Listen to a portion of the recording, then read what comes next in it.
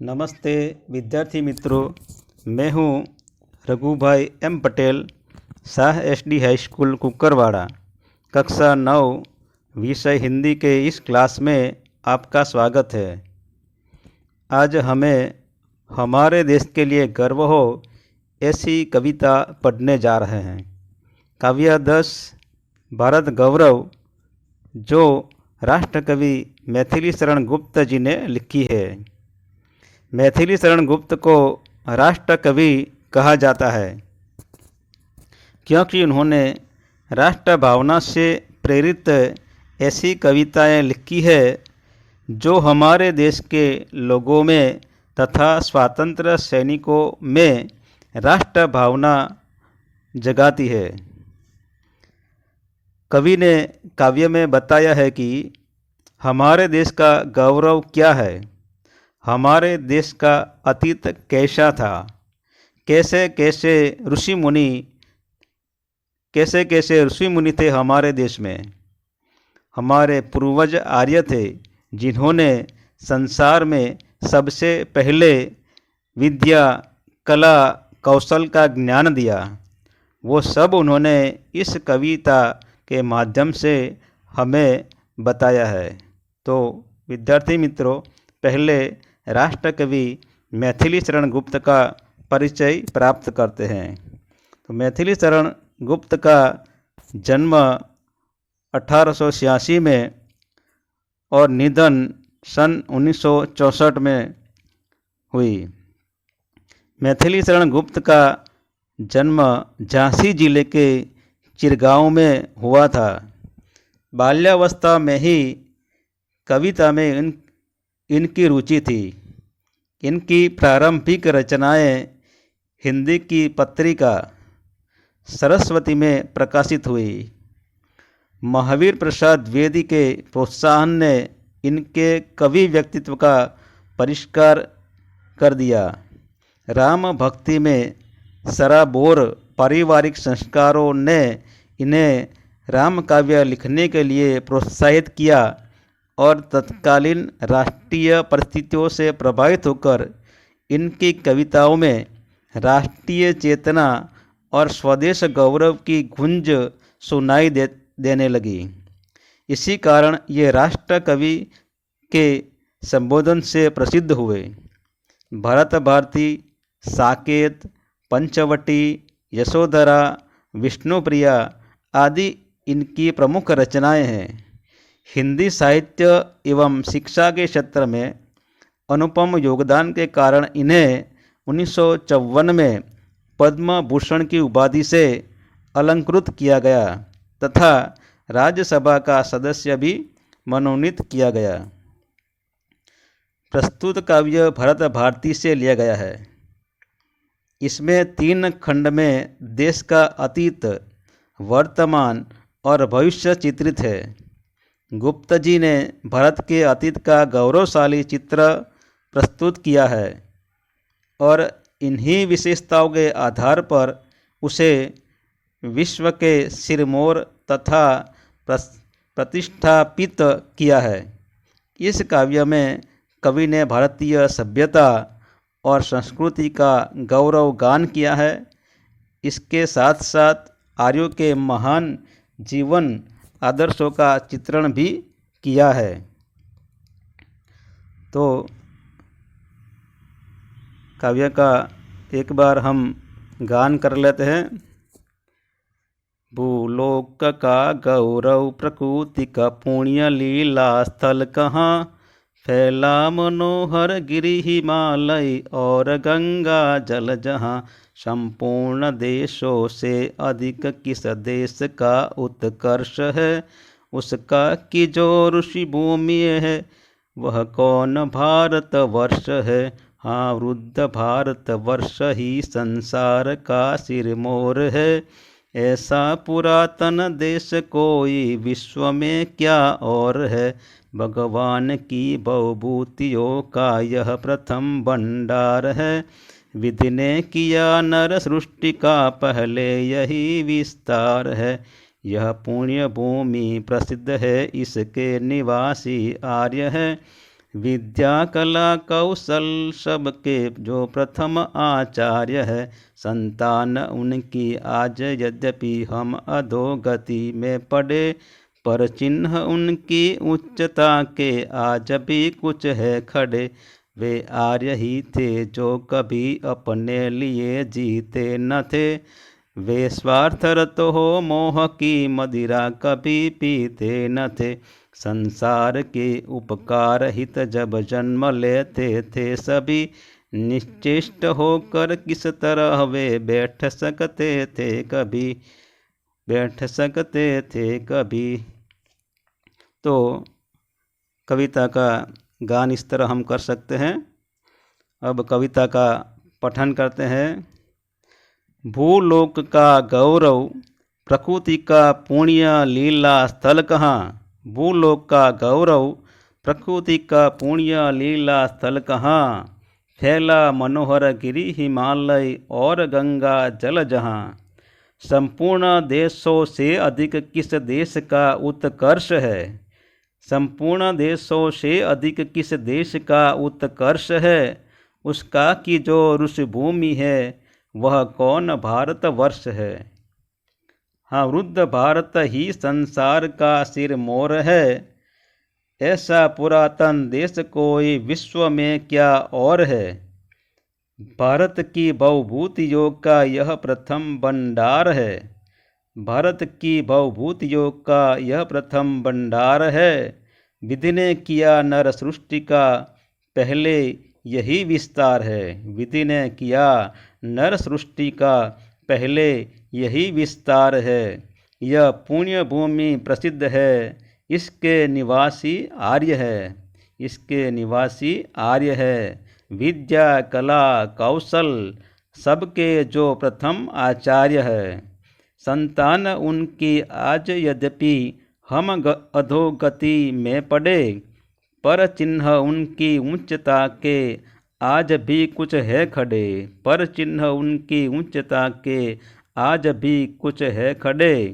वे आर्य ही थे जो कभी अपने लिए जीते न थे। वे आर्य ही थे जो कभी अपने लिए जीते न थे। वे स्वार्थरत हो मोह की मदिरा कभी पीते न थे। संसार के उपकार हित जब जन्म लेते थे सभी, निश्चेष्ट होकर किस तरह वे बैठ सकते थे कभी। तो यहाँ पर भारत संसार में सबसे प्राचीन देश है। यहाँ के प्राचीन निवासी आर्य थे। वे बहुत वीर थे और पूरी तरह सभ्य, संस्कारी और सुशिक्षित भी थे। विद्या कला कौशल सब में वे बहुत प्रवीण थे। उन्होंने ही संसार को ज्ञान विज्ञान का प्रकाश हमें दिया। इस कविता में स्व कवि श्री मैथिली शरण गुप्त भारत के अतीत का शानदार चित्र प्रस्तुत करते हैं। तो अब हम काव्य के भावार्थ को देखते हैं। भूलोक का गौरव प्रकृति का पुण्य लीला स्थल कहाँ। कि यहाँ पर कवि ने प्राकृतिक सुंदरता से कवि काव्य की शुरुआत करते हैं। प्राकृतिक सुंदरता से कवि ने काव्य की शुरुआत की है कि भूलोक का गौरव। भूलोक का गौरव यानी पृथ्वीलोक, पृथ्वी पर बसा हुआ संसार। गौरव यानी सम्मान प्रतिष्ठा। प्रकृति का पुण्य लीला स्थल कहाँ। प्रकृति का पुण्य लीला स्थल है जहाँ अनेक महापुरुष ने अपने लीला की और लीलाओं का स्थल बताया और लीलाओं का स्थल बनाया। पुण्य लीला स्थल यानी पवित्र क्रीड़ा भूमि। फैला मनोहर गिरि हिमालय और गंगा जल जहाँ। फैला मनोहर, मनोहर यानी सुंदर, मन को हरने वाला। गिरि हिमालय यानी पर्वत, हिमालय नाम का सुंदर पर्वत चारों तरफ फैला हुआ है। हमारे देश में एक और दक्षिण में समुद्र है तो दूसरी ओर उत्तर में विशाल मनोहर बर्फीले पहाड़ है। और गंगा जल जहाँ पवित्र गंगा नदी बहती है। गंगा को भागीरथी भी कहते हैं, सूर नदी भी कहते हैं, जाह्नवी भी कहते हैं। और भारत में हजारों वर्षों से पवित्र गंगा नदी के प्रति आस्था हमारे मन में बनी हुई है। गंगा नदी के पानी को पवित्र, शुद्ध, शीतल और धार्मिक कार्यों में भी गंगा जल का उपयोग किया जाता है। तो यहाँ कवि कहते हैं कि वह स्थान कहाँ कि जिस पर संसार को गर्व है और जो प्रकृति की पवित्र क्रीड़ा भूमि है, वह स्थान वही है जहाँ हिमालय पर्वत है और गंगा नदी बहती है। संपूर्ण देशों से अधिक किस देश का उत्कर्ष है? दुनिया के सारे देशों में हमारे देश का सबसे अधिक उत्कर्ष यानी प्रगति हुई है और हम दिन ब दिन प्रगति करते रहे हैं। उसका कि जो ऋषि भूमि है वह कौन भारतवर्ष है कि जो ऋषियों की भूमि यानी भारत को ऋषियों की भूमि कहा जाता है। अनेक संतों ने, अनेक महापुरुषों ने, इस युग पुरुषों ने इस तरह भूमि पर जन्म लिया है। इसलिए भारत को ऋषि भूमि यानी संतों की भूमि भी कहा जाता है। जैसे कपिल, व्यास, बृहस्पति, भृगु, विश्वामित्र, वशिष्ठ, गौतम, अगस्त्य, शंकराचार्य आदि अनेक ऋषि यहाँ हुए हैं। संत नामदेव, संत ज्ञानेश्वर, कबीर, रामानंद ऐसे अनेक संत हुए। रैदास, नरसिंह मेहता, मीराबाई, गुरु नानक, तुलसीदास ऐसे बड़े बड़े संत और महान भक्त हमारे देश में हुए हैं। ऐसे कई ऋषियों की भूमि है और वह कौन सी है? तो वह हमारा भारतवर्ष है। तो दुनिया के सभी देशों में सबसे अधिक श्रेष्ठ उन्नत देश कौन सा है? तो वह देश और कोई नहीं, यह ऋषियों की भूमि भारतवर्ष ही है। दूसरी पंक्ति, हाँ वृद्ध भारतवर्ष ही संसार का सिरमौर है। हाँ वृद्ध भारतवर्ष ही संसार का सिरमौर है। ऐसा पुरातन देश कोई विश्व में क्या और है। हाँ यह वृद्ध भारतवर्ष ही यानी यह बूढ़ा भारतवर्ष संसार का सर्वश्रेष्ठ देश है। प्राचीन देशों में इसके मुकाबले दूसरा कोई देश नहीं है। सिरमौर का अर्थ है सरदार अथवा श्रेष्ठ चरित्र वाला नायक।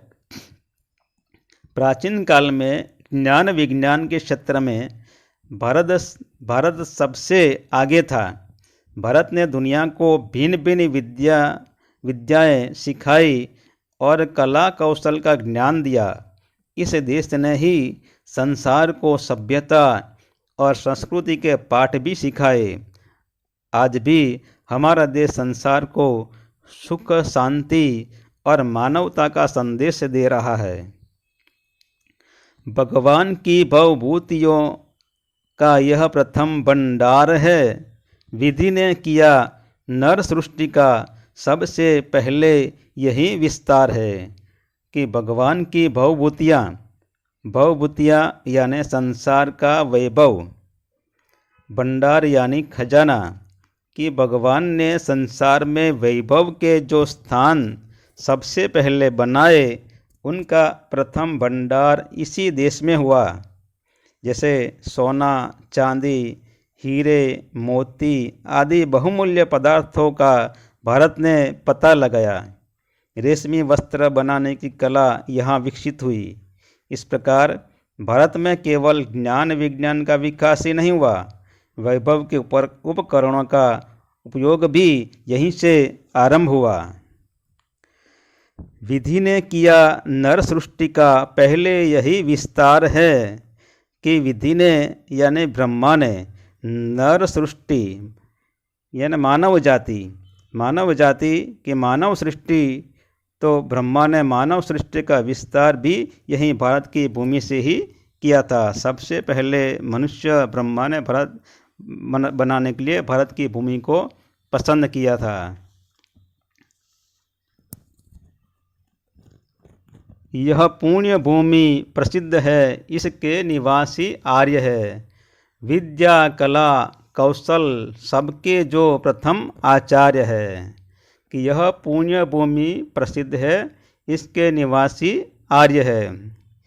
कि यह ऐसी पवित्र प्रसिद्ध भूमि है, पुण्य भूमि यानी पुण्य की भूमि, और इसके निवासी आर्य है, इस पर निवास करने वाले आर्य हैं। यानी ये भारतवर्ष की पवित्र धरती सारे विश्व में प्रसिद्ध है, और इस देश के निवासी इस देश पर निवास करने वाले आर्य है। विद्या कला कौशल सबके जो प्रथम आचार्य है। आर्यों ने ही सारे संसार को सबसे पहले विद्या कला कौशल का ज्ञान दिया। कि हमारे देश में जो लोग थे विद्या कला कौशल में सबसे आगे थे। हमारे देश में अनेक रहस्यमयी विद्याएं थी। प्राण विद्या जैसे प्राण विद्या, त्राटक विद्या, सम्मोहन, जादू टोना, इंद्रजाल, तंत्र मंत्र, अंतर्धान, त्रिकाल ज्ञान, ज्योतिष विद्या, संजीवनी, सामुद्रिक ज्ञान, वास्तुशास्त्र, धनुर्विद्या आदि अनेक विद्याओं का जन्म भारत में ही हुआ है, और अनेक कलाएं भी हमारे देश में थी। कलाओं में भाषा, लेखन, नाटक, गीत, संगीत, नृत्य, शिल्प, स्थापत्य, साहित्य, चित्रकला, कारीगरी आदि कलाओं का जन्म हमारे देश में ही हुआ है, और अनेक कौशल लोगों के अंदर छिपे हुए हैं। अनेक खेल भी खेले जाते थे। तो हमारे देश को क्या कहा जाता है कि विद्या कला कौशल सबके प्रथम आचार्य है। यानी सबसे पहले इन सभी विद्याओं की खोज भारत के लोगों ने ही की, इसलिए उसे आचार्य कहा जाता है। संतान उनकी आज यद्यपि हम अधोगति में पड़े, पर चिन्ह उनकी उच्चता के आज भी कुछ है खड़े। संतान उनकी आज यद्यपि हम अधोगति में पड़े, कि उन आर्यों की संतानें आज बुरी दशा में हैं। अधोगति यानी अवनति, दयनीय दशा। प्रगति की दौड़ में वे बुरी तरह पिछड़ गए हैं, पर चिन्ह उनकी उच्चता के आज भी कुछ है खड़े। लेकिन उनकी उच्चता के चिन्ह आज भी हमें दिखाई देते हैं। आज भी वो अपनी प्रगति करना चाहे तो प्रगति कर सकते हैं। फिर भी उनके महान चरित्र के कुछ निशान आज भी मौजूद हैं। यहाँ पर कुछ शब्द है। पुण्य भूमि यानी पवित्र भूमि, उच्चता अर्थात श्रेष्ठता, महानता, चिन्ह यानी निशान। वे आर्य ही थे जो कभी अपने लिए जीते न थे। वे स्वार्थरत हो मोह की मदिरा कभी पीते न थे। वे आर्य ही थे जो अपने जीवन को अपना नहीं समझते थे। यहाँ पर कवि ने आर्यों की बात की है कि जो खुद अपने लिए जीते थे, उन्होंने जो भी कार्य किया वह आने वाली पीढ़ी के लिए किया। प्राचीन समय में आर्य उच्च आदर्श के साथ जीते थे। वे स्वार्थरत हो मोह की मदिरा कभी पीते न थे। उन्होंने कभी अपने लाभ का मोह नहीं होता था। उन्हें कभी अपने लाभ का कभी मोह नहीं होता था, यानी स्वार्थ की भावना से कोसों दूर थे। उन्होंने मोह की मदिरा या शराब स्वार्थ की भावना में लीन होकर वो अपने लिए जीते न थे। संसार के उपकार हित जब जन्म लेते थे सभी, निश्चेष्ट होकर किस तरह वे बैठ सकते थे कभी। कि संसार के उपकार हित जब जन्म लेते थे सभी, वे संसार का उपकार करने के लिए ही जन्म लेते थे। निश्चेष्ट होकर किस तरह वे बैठ सकते थे कभी, फिर वे निश्चेष्ट यानी निष्क्रिय होकर कैसे बैठ सकते थे, यानी वे निष्क्रिय होकर बैठना नहीं जानते थे। आर्य हमेशा स्वार्थ से अधिक परोपकार को महत्व देते हैं, मोह से दूर रहते हैं और निष्क्रिय रहना उन्हें पसंद नहीं है। और संसार पर उपकार करने के उपकार यानी परोपकार, हित यानी भलाई। यहाँ पर हम दधीचि ऋषि का उदाहरण लेते हैं कि वृत्रासुर का आतंक भय चारों ओर फैला हुआ था। देवता भी उनसे परेशान थे। उनको मारने के लिए, उनका नाश करने के लिए ऐसे अस्त्र की जरूरत थी जो दधीचि ऋषि की अस्थियों से ही बनाया जा सकता है।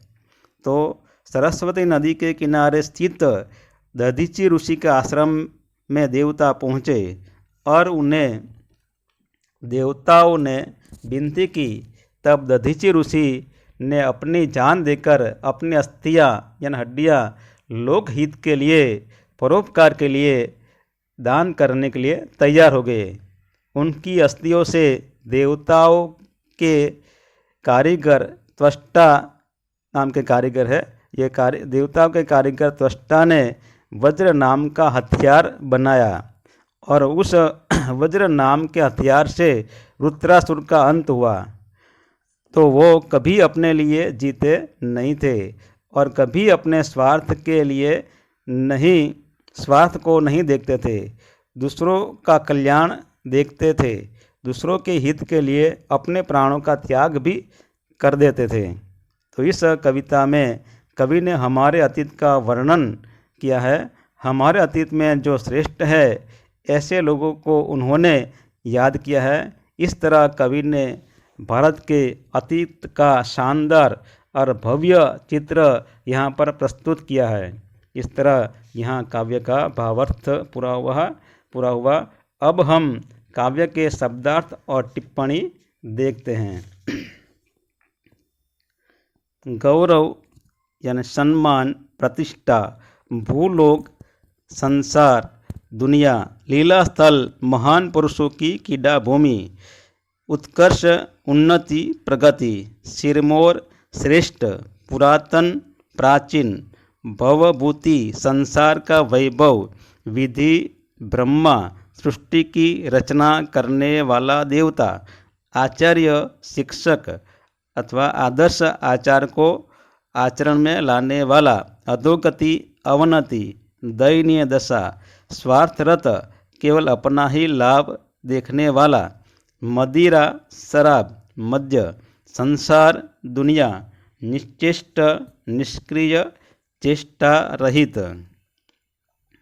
अब स्वाध्याय भी हम देखते हैं कि 1-2 वाक्य में उत्तर दीजिए। उसमें पहला प्रश्न है, भारत को प्रकृति का लीला स्थल क्यों कहा है? कि भारत में हिमालय के समान मनोहर पर्वत तथा गंगा जैसी पवित्र नदियां हैं, इसलिए इस देश को प्रकृति का लीला स्थल कहा है। दूसरा प्रश्न, भारतवर्ष को रुद्र क्यों कहा गया है? उत्तर, भारत संसार का सबसे पुराना देश है, इसलिए उसे रुद्र कहा है। विधाता ने नर सृष्टि का विस्तार कहाँ से किया है? विधाता ने नर सृष्टि का विस्तार भारत से किया है। चौथा प्रश्न, आर्य किन किन विषयों में आचार्य थे? उत्तर, आर्य सभी तरह की विद्याओं तथा कला कौशल में आचार्य थे। पांचवा प्रश्न, आर्यों की संतान आज किस स्थिति में जी रही है? उत्तर, आर्यों की संतान आज अधोगति में जी रही है। छठा प्रश्न, आर्यों की क्या विशेषता रही है? उत्तर, आर्य हमेशा स्वार्थ से अधिक परोपकार को महत्व देते हैं। वे मोह से दूर रहते हैं और निष्क्रिय रहना पसंद नहीं करते। अब दूसरा प्रश्न, 5 या 6 वाक्य में उत्तर दीजिए। उसमें पहला प्रश्न है, गुप्त जी ने भारत के गौरव को किस रूप में हमारे सामने रखा है? गुप्त जी कहते हैं कि भारत प्रकृति का पुण्य लीला स्थल है। यह ऋषियों की पावन भूमि है। भारत ही संसार का सिरमौर है। भगवान की बनाई हुई यह भवभूतियों का सबसे पहला भंडार भारतवर्ष ही है। यहाँ के निवासी आर्यों की यह प्रसिद्ध भूमि है। आर्यों ने ही संसार को विद्या, कला, कौशल की शिक्षा दी। इस प्रकार कवि ने भारत के गौरव को हमारे सामने रखा है। दूसरा प्रश्न, भारतवासियों के बारे में गुप्त जी क्या कहते हैं? गुप्त जी के अनुसार भारतवासी आर्यों की संतान है। एक समय था जब आर्य विद्या और कला कौशल में सबसे आगे थे। ज्ञान विज्ञान के क्षेत्र में उनका कोई मुकाबला नहीं कर सकता था। परंतु उन महान आर्यों की संतान होकर भी आज भारतवासी अधोगति में पड़े हुए हैं। प्रगति की दौड़ में वे बुरी तरह पिछड़ गए हैं, फिर भी अपने महान पूर्वजों के उच्च आदर्शों को वो नहीं भूले। तीसरा प्रश्न, योग्य विकल्प द्वारा रिक्त स्थानों की पूर्ति कीजिए। पहले, भारत को खलयज्ञा कहा गया है, तो उत्तर है भारत को ऋषि भूमि कहा गया है। वृद्ध भारत ही संसार का खलयज्ञ है। वृद्ध भारत ही संसार का सिरमौर है। तीसरा, विधि ने खलयज्ञ का विस्तार यहीं से किया। विधि ने नर सृष्टि का विस्तार यहीं से किया है। चौथा, भारत के निवासी खलयज्ञ है। भारत के निवासी आर्य है। पांचवा, आर्यों की संतान आज खलयज्ञ हो गई है। आर्यों की संतान की आज अधोगति हो गई है। चौथा, क विभाग को ख विभाग के साथ उचित रूप में जोड़ते हुए पूरा वाक्य लिखिए। वृद्ध भारत ही संसार का सिरमौर है।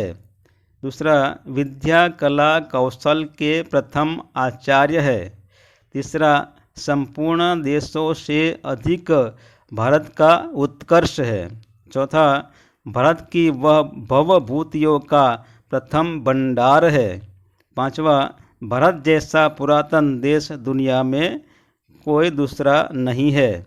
छठा, भारत के निवासी आर्य है। आगे भाव, पांचवा प्रश्न, भाव स्पष्ट कीजिए। तो उसमें पहला, वृद्ध भारतवर्ष संसार का सिरमौर है। उत्तर, सिरमौर का अर्थ है सरदार अथवा श्रेष्ठ चरित्र वाला नायक। प्राचीन काल में ज्ञान विज्ञान के क्षेत्र में भारत सबसे आगे था। भारत ने ही दुनिया को भिन्न भिन्न विद्याएं सिखाई और कला कौशल का ज्ञान दिया। इस देश ने ही संसार को सभ्यता और संस्कृति के पाठ सिखाए। आज भी हमारा देश संसार को सुख, शांति और मानवता का संदेश दे रहा है। इस क्षेत्र में दुनिया उसके नेतृत्व को सराह रही है। दूसरी पंक्ति, भारत की भवभूतियों का यह प्रथम भंडार है। उत्तर, भवभूतियाँ अर्थात संसार के वैभव के उपकरण, सोना, चांदी, हीरे, मोती आदि बहुमूल्य पदार्थों का भारत ने पता लगाया। रेशमी वस्त्र बनाने की कला यहीं से विकसित हुई। इस प्रकार भारत में केवल ज्ञान विज्ञान का विकास ही नहीं हुआ, वैभव के उपकरणों का उपयोग भी यहीं से आरंभ हुआ। छठा, शब्दों के विरुद्धार्थी शब्द लिखिए। तो अधोगति, ऊर्ध्वगति। वृद्ध, युवा। पुरातन, नूतन। प्रथम, अंतिम। विस्तार, संकुचित। पुण्यभूमि, पापभूमि। उत्कर्ष, अपकर्ष। उच्च, निम्न। सातवां, शब्दों के पर्यायवाची शब्द लिखिए। तो हिमालय हिमगिरी, गंगा भागीरथी, गिरि पर्वत, भूमि धरा, विश्व संसार, मदिरा शराब। तो यहाँ पर इस काव्य का स्वाध्याय समाप्त हुआ। धन्यवाद। जय भारत।